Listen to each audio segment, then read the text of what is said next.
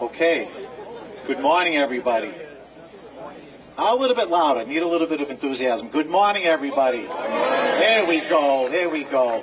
So since I'm first, I can actually say that I actually brought the good weather. This is Freddie Peterson. I am actually honored and privileged to be the general manager of the beautiful Miami Beach Convention Center, which is obviously behind the boat here. So a warm welcome. The Miami Beach Convention Center is obviously owned by the city of Miami Beach, and my company, Oakview Group, proudly manages the venue on behalf of Miami Beach. For over 80 years, the boat show has been an iconic Miami and Miami Beach event with 6 locations around the entire city. So I like to say this is actually the largest boat show on the planet. Super, super important to us in so many different ways. Here at the Convention Center in our amazing campus, which you're sitting in right now, we're very proud to host this annual event in our $640 million, newly renovated, expanded, and state-of-the-art world-class facility. Okay, I'll take that. We are grateful and thankful for our long-standing and truly remarkable partnership with Informa Markets. Thank you again, Informa Markets, for your ongoing commitment and investment into the Miami Beach Convention Center and obviously this amazing destination. In close coordination with the City of Miami Beach, all of our incredible destination partners and our teams, we collaborate year-round with outstanding partners like Informa Markets to host trade shows, meetings, conventions, and special events of the highest caliber from all over the globe. I'd like to take a moment to recognize the many government officials, community leaders, and supporters that are here with us today. Thank you to officials from our Miami-Dade Board of County Commissioners, City of Miami Beach Commissioners and Administration, City of Miami Commissioners and Aides, our wonderful partners, David Whitaker and the Greater Miami Convention and Visitors Bureau, our local business leaders, Chambers of Commerce and the DDA, and of course, the boat show's many exhibitors who can't wait to cut the ribbon and get everybody inside the building to begin shopping. But before we get to that, it gives me great pride to introduce our neighbors from across the street, the Miami Beach Senior High School Chorus, under the direction of Walter Busey, to lead us in the national anthem.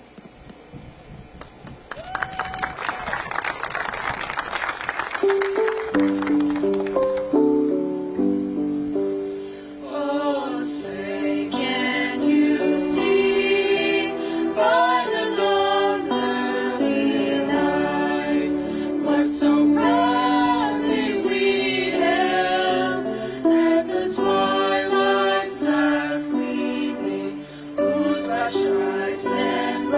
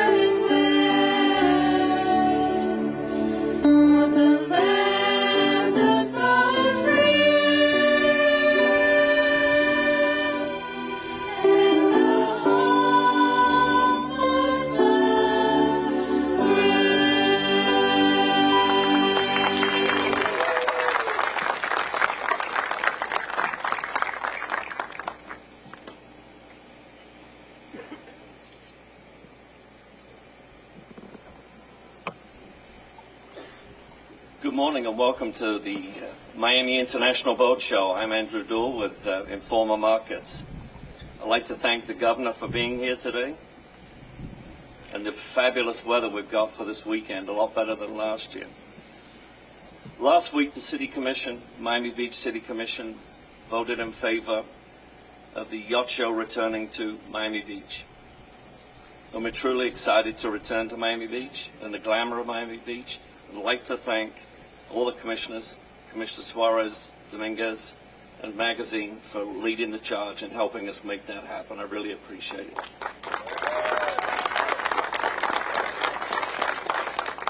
I'd also like to thank everybody in the administration that worked so hard with us. Raquel, Eric, Lisa, thank you so much. And also the teams that are on our side, that Spencer Crowley, Bob Goodman, the Evoke team, with Robin, thank you all so much for helping make that happen. We really appreciate it, and we are truly excited to come back to the beach with the yachts. Thank you. Please, I'd like to introduce Frank Hugelmeyer with NMMA. Good morning, everyone. How are you?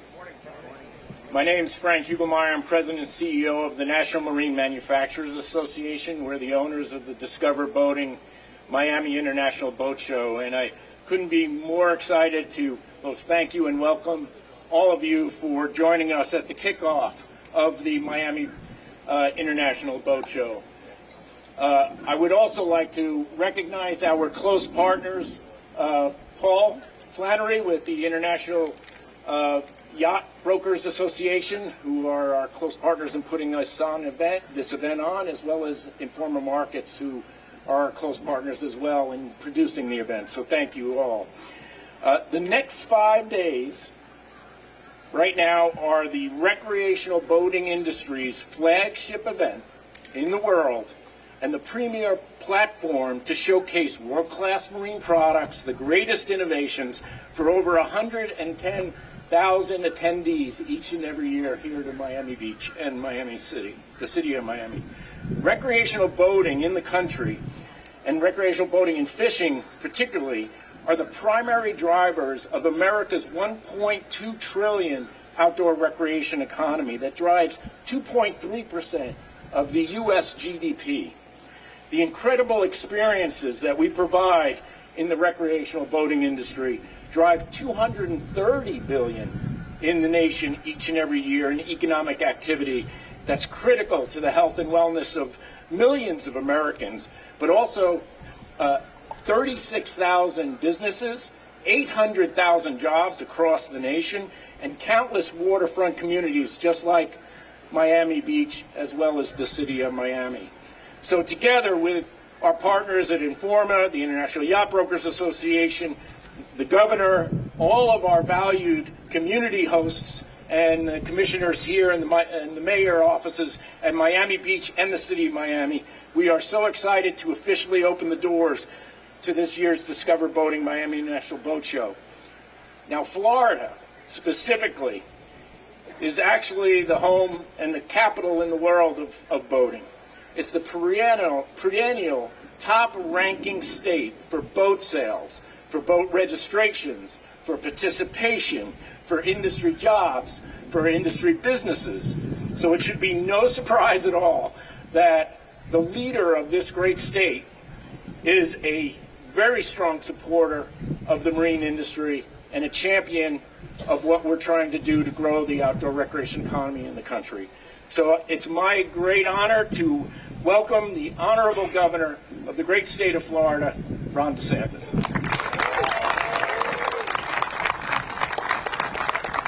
Well, good morning. You can't beat this weather. This is Chamber of Commerce weather. It's hard to believe that, and we have a big state, but I think it was 3 weeks ago, we had record snowfall in parts of Florida. Up in Northwest Florida, our previous record had been 4 inches. We actually got 10 inches of snow in Milton, Florida, and it's a type of thing you're used to us responding to hurricanes and other types of disasters.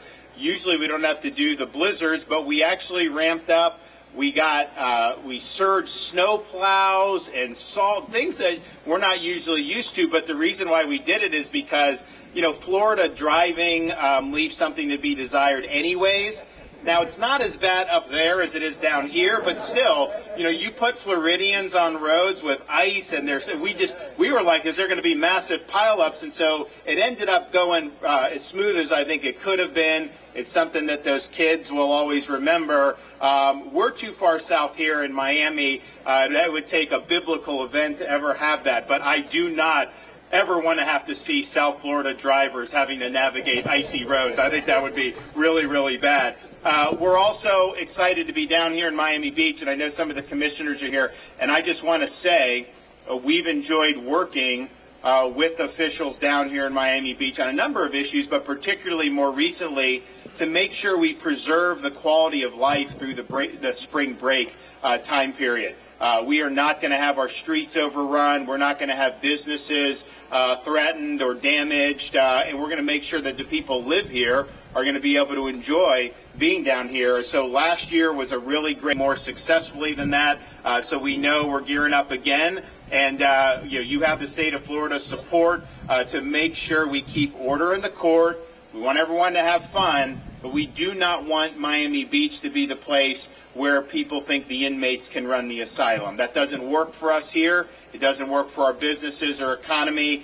So let's build off the success we did last year and make sure that people are continuing to have great quality of life. I actually have an announcement kind of related to Marine before I get into the Marine announcement, but hot off the presses, I can say that for 2024, Florida broke yet another record for tourism.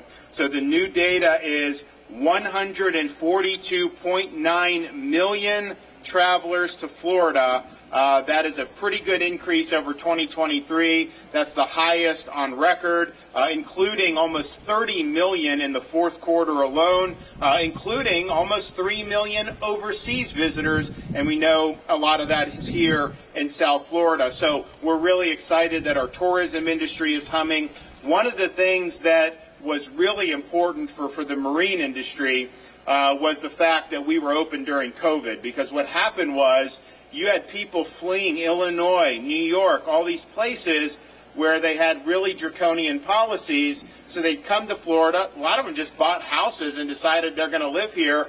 And it's kind of like, if you live in Colorado and you don't know how to ski, well, if you're in Florida, you kind of got to get used to fishing and boating. It's just kind of what we do, right? And so you ended up seeing this massive boom in boat sales and manufacturing, and that was at a time when people were really concerned about the underlying health of the economy, and there was a real positive shot in the arm. That wasn't just limited to Florida folks that are in the industry, but clearly our folks here did very good, and so we were proud to be able to be there, to be able to create that pathway so people could enjoy Florida, enjoy their lives, enjoy their freedom. I remember when people were trying to say, like, oh, it's bad, Florida has people fishing and boating. How could you do that during COVID? Yeah, I don't think you're going to catch COVID, fishing in the ocean. Like, that's just typically not the way it will make sense. So they came here, they did a really good job, and the results really speak for themselves. This is a major, major engine for the state of Florida. Recreational boating is over $31 billion annually for this state. But get this, that's a 53% increase just since 2018 alone.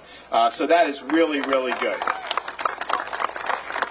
We have 7,000 marine businesses here in the state of Florida, over 100,000 jobs across the state. We consistently ranked, as was mentioned, #1 in marine expenditures and boat registrations. That obviously is great. We did a trade mission over to Italy. We are going to some of their the shipyards, and it's like Florida's their #1 customer on these boats. Some of them are normal boats, some of them are pretty extravagant, but any way you slice it, we're #1. We've also worked in other ways to support the industry. The last couple of years, we've done our Freedom Sales Tax Holiday Initiative over the summer. We are asking that that be renewed again this year, and I think that there's support to do that. But it allows Floridians to purchase recreational supplies as well as engage in activities tax-free. So fishing supplies, boating and water activities, other things you need to be able to enjoy being out on Florida waters. We want to be tax-free. We want you to do it. We've also helped our anglers by providing discounts on sportsman hunting and fishing licenses. Through this initiative, we were able to issue more than 75,000 gold sportsman licenses that generated $24 million in revenue for the state, but more importantly, it expanded the footprint of anglers throughout the state of Florida. We also know that some people may be new to fishing, and we wanted to be able to allow them to purchase a combined annual fresh and saltwater combo license for a measly $5. And so I appreciate FWC and our agencies working hard to be able to do that. It's really important. Now, we want to be able to do even more for the boating industry and for our anglers. There's a lot of different things that people have proposed. We've taken that feedback, and I'm pleased to announce today that we want to make sure that the free state of Florida lives up to that reputation on the waters in and around the state of Florida. We do not want to have our boaters to be unnecessarily interfered with by sometimes well-meaning law enforcement, but sometimes it doesn't work. So today we are announcing a Boater Freedom Initiative. We want to establish a right to boat in the state of Florida by preempting local regulations that ban the sale or use of boats based on fuel sources. People are moving away from doing this by going against the gas-powered cars, but we've already done that for cars, but we also need to make sure for boats. You don't need to be driving an electric boat if you don't want to. You have the ability to do gas, and we want to be able to preserve your freedom to be able to do that. We also want to right a wrong that has been an issue in this state for far too long. We want to bring it to end. Look, current law allows both state and local law enforcement to pull a boater over when no probable cause or suspected violation has occurred and conduct inspections. Now, inspections may include personal property searches, sometimes leading to further law enforcement action beyond mere safety compliance. And while the legislature has previously tried to address this, we still have the problem. We even had the situation out of Jupiter, got all those millions and millions of views on the internet, where you had somebody pulled over for supposedly driving a boat under the influence and then blows a zero breathalyzer, and then they still went after him. And that's unacceptable. So therefore, as part of our initiative, we will end this practice by prohibiting the use of safety inspection as a probable cause to pull over the boater. If you have a reason to do it, if there's probable cause, just like you would do anything, then by all means do it.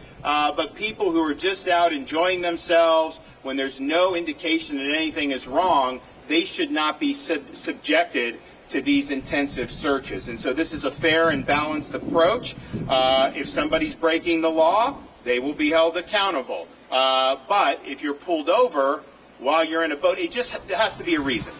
You can't just do it for kicks. There's got to be a reason. And I think the overwhelming number of our law enforcement do that anyways, but we have had instances where it's run or why.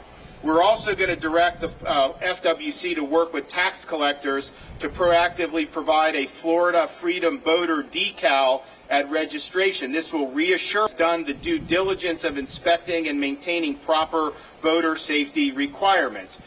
We very much value FWC. We value our other state and local officials who patrol our waterways. They do a lot of important work. We've had Operation Vigilant Sentry. People said there was going to be a massive numbers of boats from the Caribbean with instability, and they've been in and they've been able to hold the line and be able to protect our coastline as well as doing what they do. So it's been really, really important. But by eliminating unwarranted vessel inspections without probable cause, we believe FWC officers can better allocate resources and time to cases where there's a clear need for intervention. protecting our wildlife, and ultimately doing the work that they originally signed up to do. This change will help provide better relations between officers and the boating community. It'll ensure that inspections are conducted based on legitimate concerns rather than arbitrary pick-and-choose enforcement. This strikes an appropriate balance between ensuring compliance with boating laws and reducing unnecessary disruptions of law-abiding boaters, making enforcement more practical and effective. So we believe in boater freedom. We believe in people that are acting responsibly, managing and shepherding their vessels should be treated like adults. And if they're doing something wrong, then that's one thing. But to just have random inspections that are very intrusive, we don't think makes sense. I'm also pleased to reiterate my call to have a marine two-month marine fuel tax holiday for vessel fuels for our Florida boaters. We want this, We want this to run from Memorial Day weekend through July 4th. We think it's a way to save our boaters and our anglers a lot of money on fuel for their vessels. And so we're going to keep doing what we can, support a really critical industry. And I will just say, with the tax savings and some of the things that we're looking to do overall, they just had the inflation report come out, and this is kind of like the last inflation report for the Biden administration, and inflation is accelerating. It's accelerated the last 4 months. This report this morning was really a disaster. You're seeing huge spikes in things like auto insurance, although, our carriers just announced they're going to reduce, Geico said they're going to reduce an average of 10% in Florida, and Progressive said an average of 8% in Florida. Around the country, this is going through the roof. Housing costs are still high. Food, there's really no let-up in this inflation. So some of the things we do, and we have done over the past couple years, we did the reduction in tolls by 50% for our commuters. They get the rebate at the end of the month. That's entirely on all baby items so that people can raise families, because we know it's not easy to do. We do the back-to-school sales tax holiday, disaster prep. We do all this. This marine, as well as Freedom Summer, will be great for summer recreation. And we're happy to do that, and we'll continue to do whatever we can. But just keep in mind, this inflation is not going to get under control until your elected officials in Congress stop spending so much money. That is what is driving it. Milton Friedman, great economist, used to always say, you always end up one way or another having a balanced budget. It may not be balanced on paper, but if they're spending and borrowing, you end up paying for it in the form of higher costs that hit you as a consequence of spending too much money. So Florida, we're happy to be able to do whatever we need to do, but the reality is our budget's $116 billion. The feds are spending $6 trillion or whatever it has gone, $6.5 trillion, $7 trillion. They need to moderate that. We need to get interest rates down for people, and we need to make sure that prices are more affordable. And if they continue, and that is going to be a big crunch on a lot of very hardworking people, not just in Florida, but all throughout the country. So Florida, #1 for boating, #1 for fishing, #1 for weather this time of year, of course, #1 for order in the court during spring break, #1 for low taxes, and hopefully, we'll be able to reap the benefits of some changes in how your federal government is spending your money. Thank you. God bless you.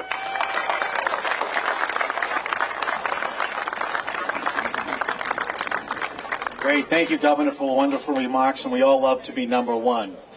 I'd like to welcome now to the stage our elected officials.